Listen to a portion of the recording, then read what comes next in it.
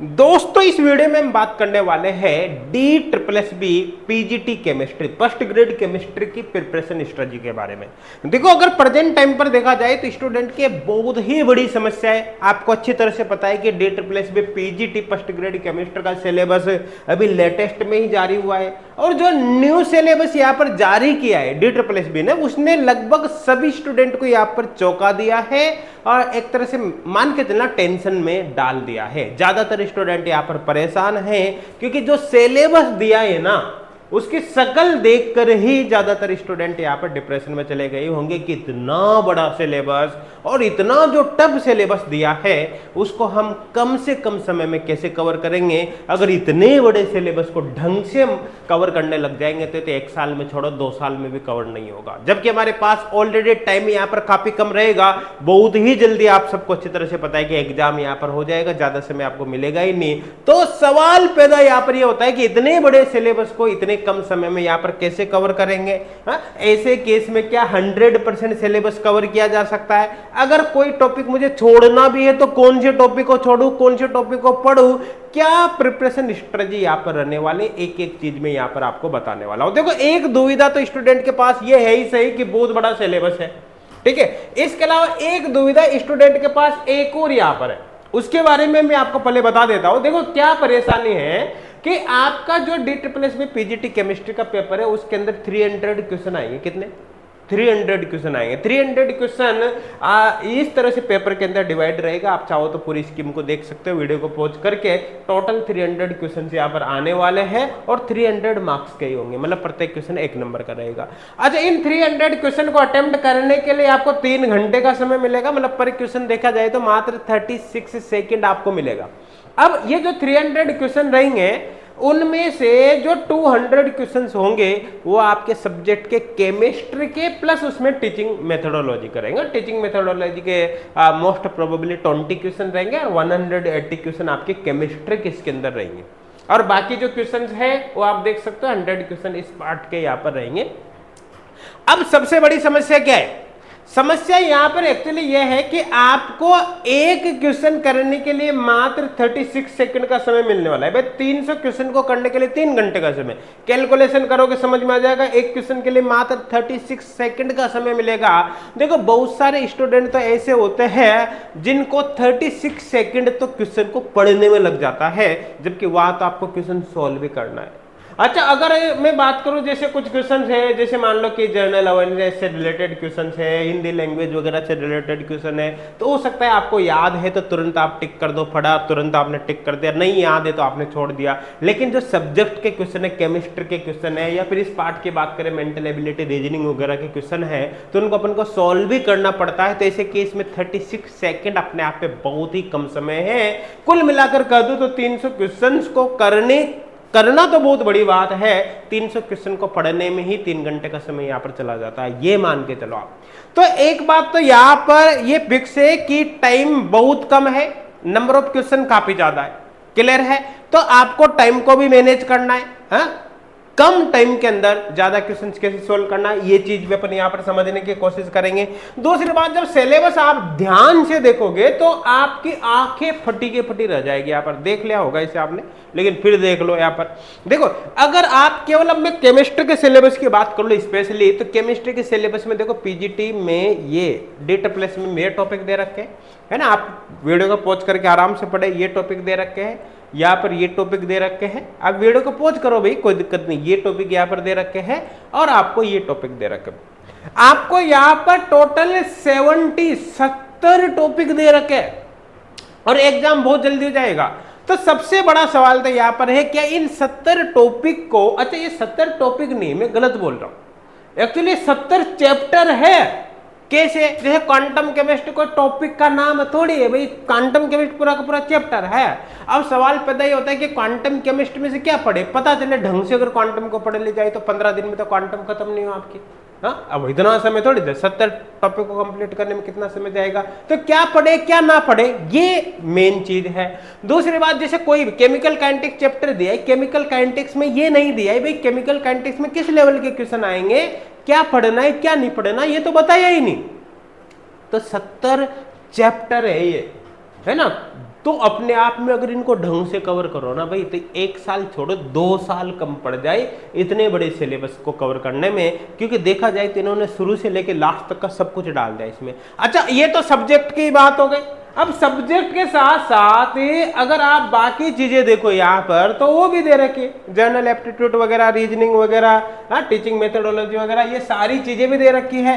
तो अपन आज इस वीडियो के अंदर इसी चीज पर बात करने वाले हैं कि पहली बात, अपने पास समय बहुत कम है, 3 घंटे में 300 क्वेश्चन करने, पर क्वेश्चन मात्र 36 सेकंड का समय है।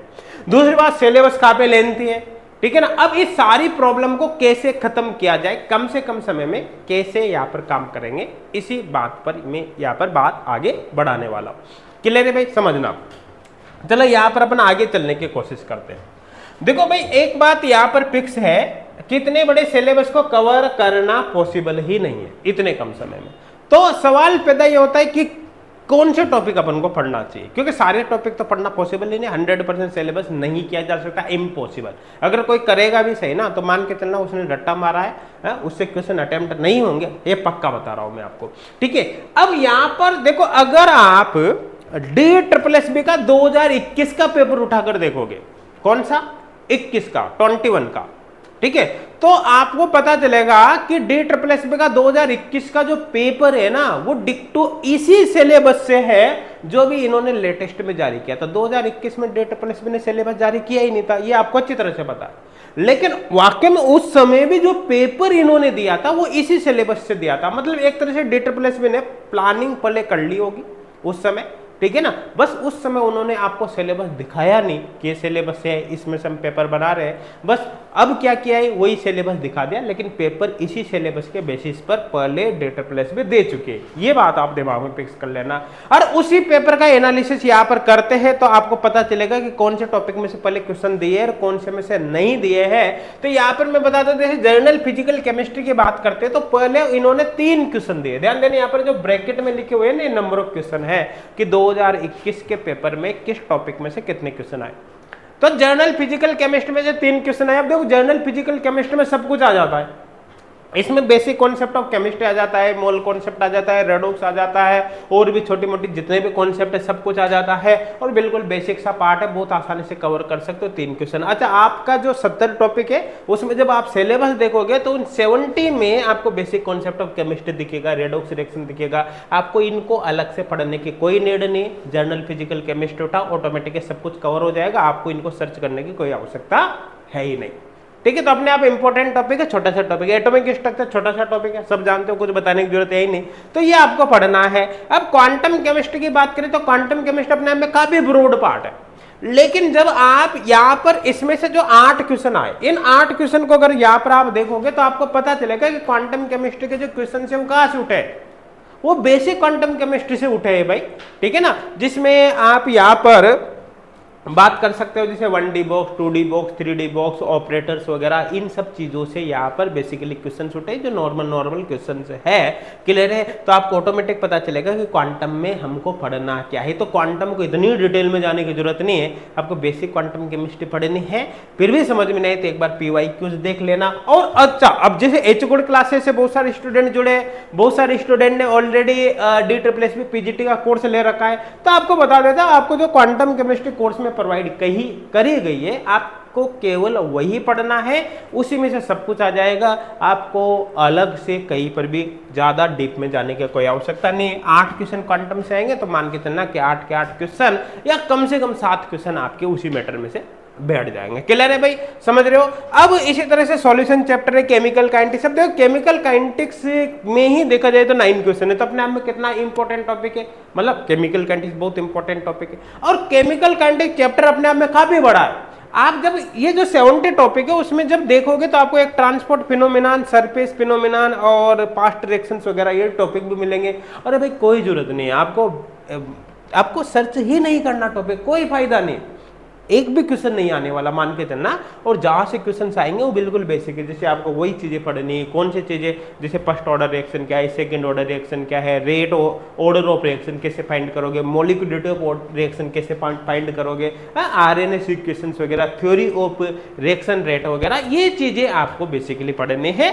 उन्हीं में से यहाँ पर आपके क्वेश्चन आने वाला है। इसी तरह से बाकी इलेक्ट्रोकेमिस्ट्री में आपको देखो स्टैटिस्टिकल मैकेनिक्स वगैरह ये आपको अब बच्चे क्या होता है कि टॉपिक को देखकर ही डर जाते हैं। हाँ, एडवांस इलेक्ट्रोकेमिस्ट्री आपको 70 टॉपिक में देखोगे तो आपको नाम मिलेगा एडवांस इलेक्ट्रोकेमिस्ट्री। अब सोचे भाई एडवांस इलेक्ट्रोकेमिस्ट्री कौन सी इलेक्ट्रोकेमिस्ट्री पढ़े हम, ठीक है ना। अरे आपको कुछ नहीं है, आपको वही इलेक्ट्रोलाइटिक सेल्स के बारे में पढ़ना है, इलेक्ट्रोकेमिकल सेल्स के बारे में पढ़ना है ना। वो सब चीजें आपको यहाँ पर देखनी है। जब आप क्वेश्चन देखोगे, जैसे इलेक्ट्रोकेमिस्ट्री से लास्ट पेपर में 5 क्वेश्चन आए, और मैंने बताया लास्ट पेपर को आप फॉलो कर सकते हो। क्यों कर सकते हो?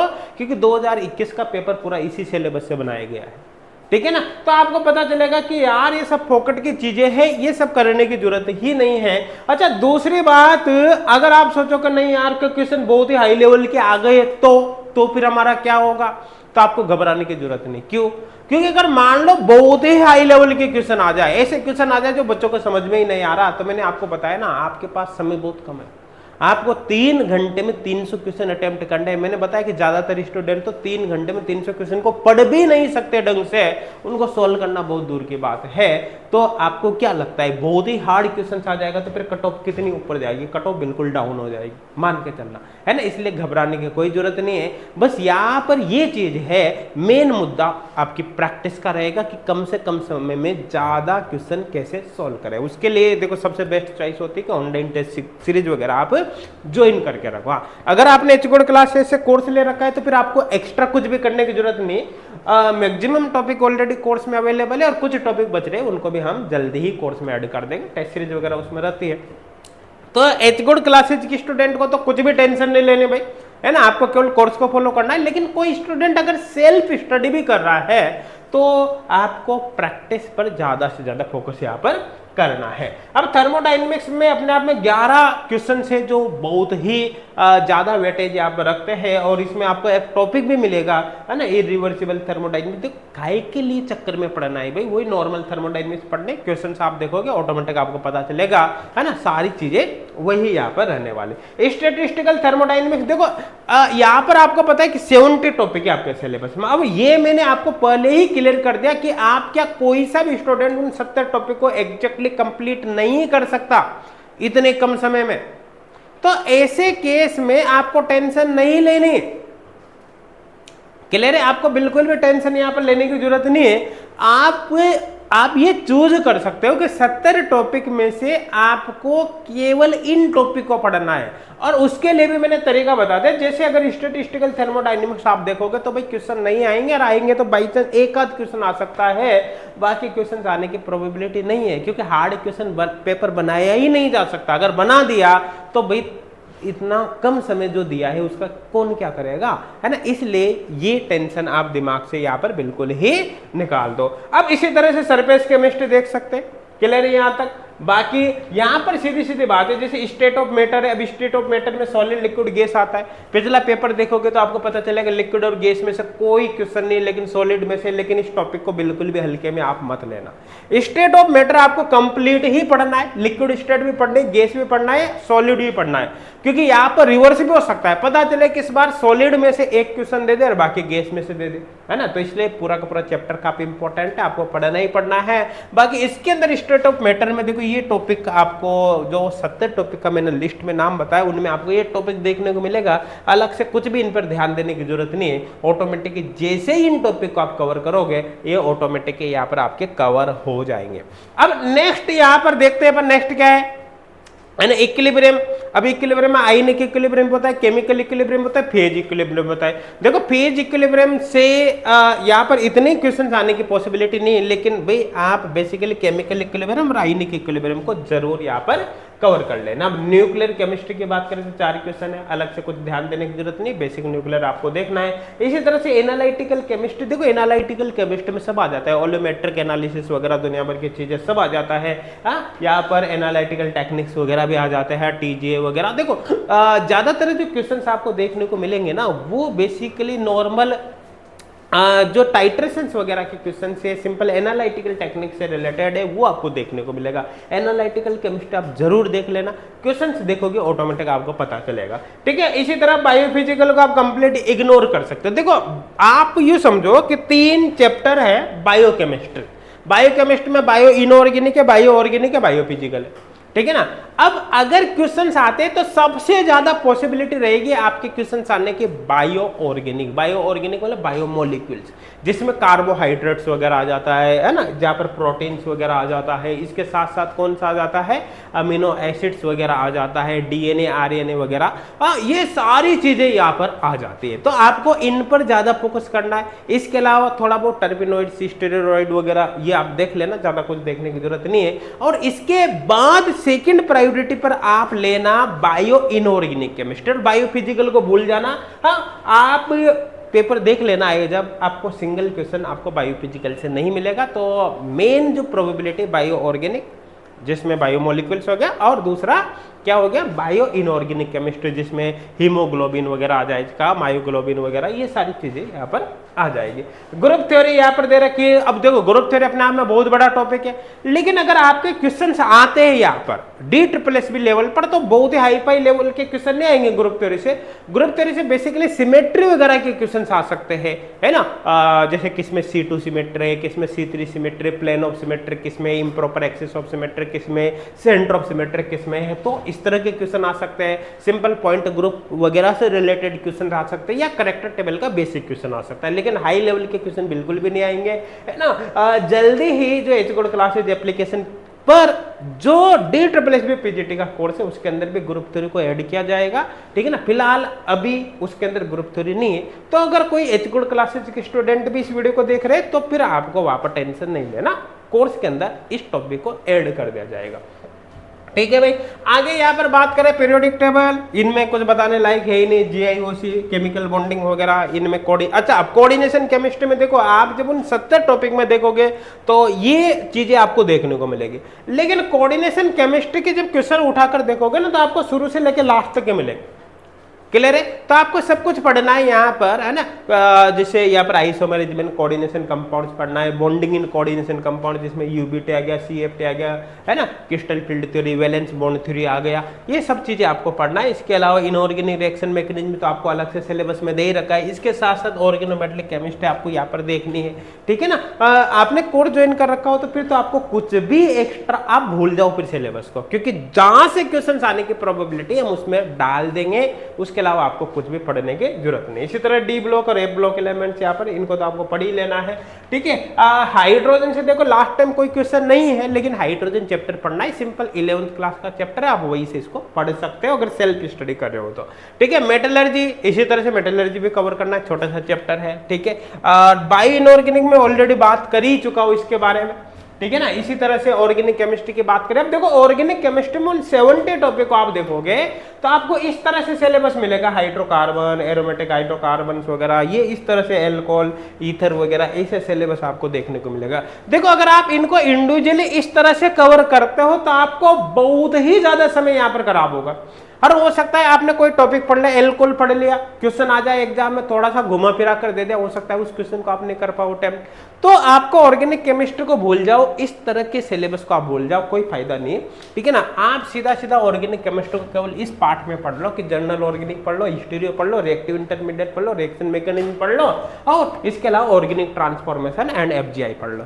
जब आप इस तरह से पढ़ोगे तो आपका फिर ऑर्गेनिक केमिस्ट्री से रिलेटेड क्वेश्चन चाहे कैसे बजा, इनमें से किसी भी टॉपिक से क्वेश्चन हो वो 100% अटेम्प्ट हो जाएगा। ऐसा पढ़ने के बाद क्वेश्चन अटेम्प्ट हो या नहीं हो, लेकिन इस तरह से पढ़ने के बाद वो सारे क्वेश्चन अटेम्प्ट हो जाएंगे, क्योंकि सारे टॉपिक ऑटोमेटिक ही इस पार्ट में कवर हो जाते हैं, ठीक है ना, इसलिए घबराने की जरूरत नहीं है। और देखो अगर आपने कोर्स ज्वाइन कर रखा है ऑलरेडी तो फिर तो आपको सोचना ही नहीं, अगर आप एचकोड क्लासेज की स्टूडेंट है तो नहीं सोचना, आपको ऑलरेडी जो कंटेंट प्रोवाइड किया है ये इसी फॉर्मेट में किया है ना, तो आपको इन सब चीजों के लफड़े में पढ़ने की जरूरत ही नहीं है। लेकिन अगर कोई स्टूडेंट ऐसा है जो सेल्फ स्टडी कर रहा है तो आपको एचकोड क्लासेज एप्लीकेशन पे फ्री कोर्स भी मिलेगा, आप उसको भी फॉलो कर सकते हैं, आपको मैक्सिमम कंटेंट इस फॉर्मेट में मिल जाएगा, आप वहां से भी उसको कवर कर सकते हैं, तो आपके काफी सारा बेनिफिट वहां पर होगा। अब इसी तरह से ऑर्गेनिक केमिस्ट्री में देखो पॉलीमर वगैरह है, बाकी चीजें देखो, आपको ये जो सिलेबस में इस तरह से अलग से दे रखा है ना, ये सारे सिलेबस आपको चक्कर में पढ़ने की कोई आवश्यकता नहीं है ना। आप मेन टॉपिक देखना, क्वेश्चन वही से उठेंगे, रीजन में बता रहा ना, क्योंकि नंबर ऑफ क्वेश्चन काफी ज्यादा है, टाइम बहुत कम है, हार्ड लेवल का पेपर बनाया ही नहीं जा सकता। और मान लो गलती से बना भी दिया तो कट ऑफ बिल्कुल डाउन हो जाएगी, आपको घबराने की कोई आवश्यकता वहां पर नहीं है।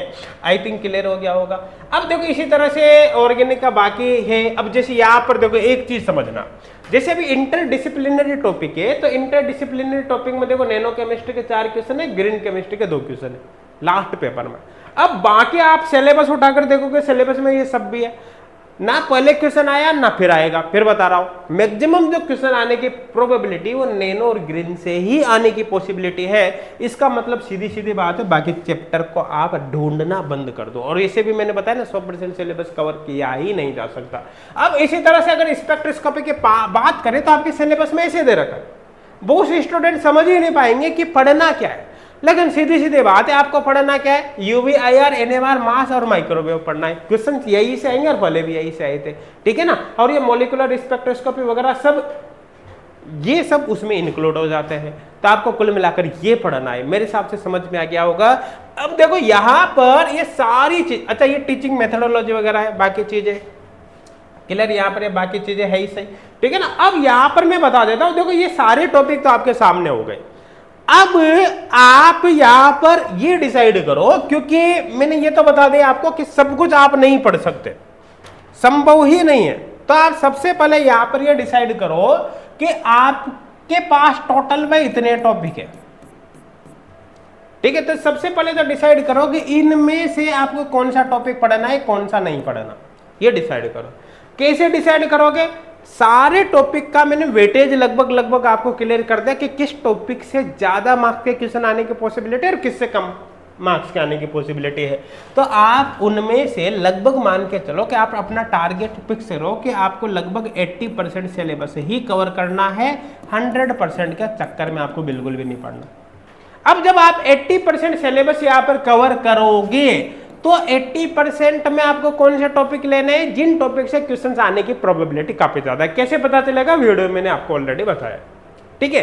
तो आप कुल मिलाकर सबसे पहले डिसाइड कर लो कि ये जो जितने भी टॉपिक हमको दिए हैं, ये पूरी की पूरी जो लिस्ट है, इनमें से भाई इस टॉपिक को मैं पढ़ूंगा, इसको नहीं पढ़ूंगा, इसको पढ़ूंगा, इसको नहीं पढ़ूंगा, ये शुरू में ही आप डिसाइड कर लो, ताकि अब आपके पास क्लियर कट आपको पता चलेगा कि आपको टोटल कितने टॉपिक पढ़ने और कौन कौन से टॉपिक पढ़ने, ये एक आंकड़ा आपके पास आ जाएगा। क्लियर है भाई। अब आंकड़ा आपके पास आ गया है ना, आपको पता चलेगा कि इन्हीं टॉपिक पर मुझे फोकस करना है, बाकी टॉपिक मुझे छोड़ना है, तो उनको सर्च भी नहीं करना, कुछ भी नहीं करना। अब आपको करना क्या है आगे, अब आप यहाँ पर कैसे चलोगे भाई, देखो उसका तरीका क्या है। यहाँ पर जैसे आपने पहला चैप्टर यहाँ पर उठाया, तो फटाफट सबसे पहले पहला चैप्टर जो भी आपने डिसाइड किया, पहला चैप्टर आपने पढ़ के तुरंत आप क्या करोगे, उसके शॉर्ट नोट्स बना लेना भाई। शॉर्ट नोट्स में क्या आएगा, आपके की पॉइंट्स वगैरह आपको लेना है, ठीक है ना।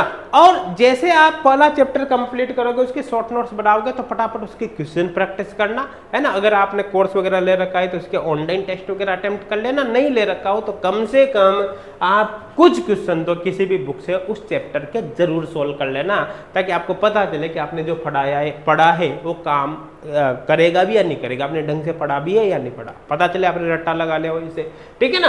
अब तो कुल मिला के शॉर्ट नोट्स आपको बना लेना है, ठीक है। उसके बाद क्या करना है, उसकी क्वेश्चन प्रैक्टिस आपको करनी, क्वेश्चन प्रैक्टिस है ना। और अगर आपके पास टेस्ट सीरीज वगैरह है तो ऑनलाइन टेस्ट आप अटेम्प्ट कर लेना, नहीं है तो कम से कम ये चीज आप डायरेक्ट करके देख लेना। क्लियर है। अब देखो जब दूसरा चैप्टर, अब पहला चैप्टर हो गया, तो आप यहाँ पर ये भी डिसाइड कर लो कि आपके सामने जो टोटल नंबर ऑफ चैप्टर आए उसके अकॉर्डिंग आप देख लेना कि आपके पास ओवरऑल समय कितना है। पता चले कि आपने सारा टाइम ही वेस्ट अलग जगह से कर दिया, पता चले कि आपने डिसाइड किया कि मुझे ये 35 टॉपिक कंप्लीट करने, 40 टॉपिक कंप्लीट करने, और पता चले आप 1-2 चैप्टर में या कुछ गिने चुने 15-20 टॉपिक में ही फंस के रह जाओ, उलझ के रह जाओ, और बाकी उनको भी नहीं देख पाओ। भाई पहले ही आप इग्नोर कर चुके हैं कि इतने टॉपिक आपको पढ़ने हैं और इतने टॉपिक आपको नहीं पढ़ने, लेकिन कम से कम जो आपने डिसाइड किया है ये मुझे पढ़ने हैं, तो अब भैया वो अच्छी तरह से होने चाहिए। अब उनमें ऐसा नहीं करना, अब समय नहीं बचा कि इनको हटा दो, इसको हटा दो, वो यहाँ पर आपको नहीं करना। तो सीधी सीधी बात है, ऐसे केस में आपको करना क्या है, यहाँ पर आपको क्या करना है, हर चैप्टर के शॉर्ट नोट्स बनाने, क्वेश्चन प्रैक्टिस करने, ओटी वगैरह वहां पर अटेम्प्ट कर लेना है। अब जैसे सेकेंड चैप्टर स्टार्ट हुआ तो आप क्या करो, फर्स्ट चैप्टर का शॉर्ट नोट्स के रिवीजन साथ के साथ करते रहो, ठीक है ना। साथ के साथ आपने रिवीजन किया क्योंकि शॉर्ट नोट्स बनेगा तो फटाफट बन जाएगा। दूसरी बात, एक बात और समझना, जैसे एक बड़ा चैप्टर है, मान लो केमिकल काइनेटिक्स अपन ने उठाया। अब केमिकल काइनेटिक्स अपने आप में काफी बड़ा चैप्टर है, लेकिन जब इसके शॉर्ट नोट्स देखोगे तो 2 से 3 पेज के रहेंगे। कितने? 2 से 3 पेज के शॉर्ट नोट्स रहेंगे पूरे केमिकल काइनेटिक्स के। अब आप खुद अंदाजा लगाओ 2 से 3 पेज को रिवाइज करने में आपको कितना टाइम लगेगा, क्योंकि शॉर्ट नोट्स में फॉर्मूला वगैरह ही तो अपन को पढ़ लिखना है, की पॉइंट्स लिखना है, पूरी थ्योरी थोड़ी लिखनी है ना। तो कुल मिलाकर रिवीजन में बिल्कुल भी टाइम नहीं लगेगा। तो जैसे आप सेकंड चैप्टर स्टार्ट करो तो फर्स्ट चैप्टर के शॉर्ट नोट्स को रेगुलर डेली बेसिस पे रिवाइज करते रहो। फिर आपने वही सेकंड चैप्टर के भी शॉर्ट नोट्स बनाए, क्वेश्चन प्रैक्टिस करी, ओटी अटेम्प्ट किया। अब थर्ड चैप्टर आपने उठाया, थर्ड चैप्टर जब उठाओगे तो फिर फर्स्ट का और सेकंड के दोनों के शॉर्ट नोट्स को आप रिवाइज करो, और हो सके तो 10-20 मिनट, आधा घंटा, 1 घंटा डेली निकाल के कुछ ना कुछ क्वेश्चंस की प्रैक्टिस उनकी साथ के साथ करते रहे, ताकि पूरा का पूरा टॉपिक आपका रिवाइज होता रहे। अगर आपने ऐसा किया ना कि पहला चैप्टर पढ़ा, दूसरा पढ़ा, तीसरा पढ़ा, उनका रिवीजन ही नहीं किया, तो आप मान के चलना कि लास्ट तक आप भूलने लग जाओगे। अब आप आगे का पढ़ते जाओगे, पीछे का भूलते जाओगे, फिर कोई फायदा नहीं होगा। इसलिए रिविजन वाली प्लानिंग आपको साथ के साथ यहाँ पर जरूर रखनी है। क्लियर है भाई, समझ में आया? आप डिसाइड कर लो कि जैसे मान लो कि डेली आप 10 हार्स यहां पर दे रहे हो पढ़ने, तो आप भाई डिसाइड कर लो कि 10 हार्स में से कम शुरू में मैं डेली 1 to 2 हार्स यहां पर क्या करूंगा, रिवीजन करूंगा, और बाकी यहां पर 9 to 10, 8 to 9 हार्स में क्या करूंगा भाई, यहां पर न्यू चैप्टर पढ़ूंगा। ये आप डिसाइड कर लो, है ना। और जब जैसे जैसे पास में एग्जाम आता जाए, जब अब सपोज करो एग्जाम आने में 1 आध महीना बचा या उससे भी कम समय बचा, तो फिर उस समय में क्या, न्यू चैप्टर्स के लिए आप टाइम को कंटिन्यू रिड्यूस करते हुए चलना और ये टाइम बढ़ाते चलना। जैसे मान लो एग्जाम आने में 15 दिन ही लगे साहब। अब सबसे बड़ी बात यह है कि जब एग्जाम बिल्कुल पास में आ गया तो ऐसे केस में सबसे ज्यादा फोकस फिर आपको रिवीजन पे करना है। तो ऐसे केस में फिर इस टाइम को बढ़ाकर आपको क्या कर देना है कि इस टाइम को बढ़ाकर 4 से 5 घंटे या इससे भी ज्यादा कर देना है, और यहाँ का टाइम और कम कर देना है। एग्जाम आ ही गया, 2-5 दिन ही बचाए, तो फिर तो आपको क्यों रिवीजन ही करना है, फिर न्यू चैप्टर को छेड़ना ही नहीं। आई थिंक क्लियर हो गया होगा कि यहाँ पर आपको किन बातों का विशेष तौर पर ध्यान रखना है ना। तो सबसे पहले मैंने क्या बताया, सबसे पहले आप डिसाइड करो कि आपको ये पूरा जो सिलेबस दे रखा है उनमें से कौन कौन से चैप्टर पढ़ने। 80% से ज्यादा टॉपिक यहाँ पर सिलेक्ट करने की कोई आवश्यकता नहीं, क्योंकि आप कर भी लोगे ना तो भी आप उसको नहीं पढ़ पाओगे। क्लियर है? दूसरी बात आपको क्या ध्यान रखनी है यहाँ पर भाई, 80% चैप्टर हो गया। अब उन चैप्टर का आप सीक्वेंस डिसाइड कर लो कि पहले कौन सा पढ़ना है, बाद में कौन सा पढ़ना है, ठीक है ना। हर चैप्टर को जैसे जैसे कंप्लीट होता जाए उनके शॉर्ट नोट साथ में बनाते जाओ और क्वेश्चन प्रैक्टिस साथ में करते जाओ, और रिवीजन के लिए प्रॉपर टाइम निकाल लो। शुरू में रिवीजन के लिए कम टाइम रखो, न्यू चैप्टर के लिए ज्यादा रखो, और जैसे जैसे आपका समय बढ़ता जाए, एग्जाम पास में आता जाए, आप रिवीजन के लिए टाइम बढ़ाते चलो और न्यू चैप्टर का टाइम घटाते चलो। लास्ट में तो केवल फिर रिवीजन ही करना है, न्यू चैप्टर को बिल्कुल आपको छोड़ देना है।